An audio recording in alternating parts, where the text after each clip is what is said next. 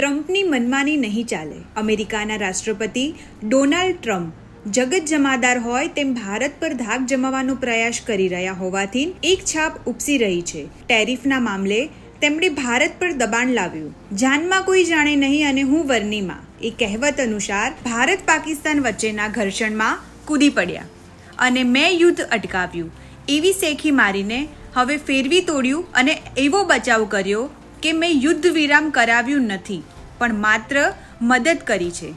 આ ઉપરાંત તેમણે ભારતમાં કાર્યરત એપલ કંપનીને ખુલ્લી ધમકી આપી કે ભારતમાં ઉત્પાદન કરવાની જરૂર નથી, અમેરિકામાં પ્લાન્ટ નાખો. આ શું બતાવે છે? આ બતાવે છે કે તેઓ ભારત વિરોધી માનસિકતા ધરાવે છે. ત્યારે ભારત અને વડાપ્રધાન નરેન્દ્ર મોદીએ તેમનાથી સંભાળવું જોઈએ. નમસ્કાર.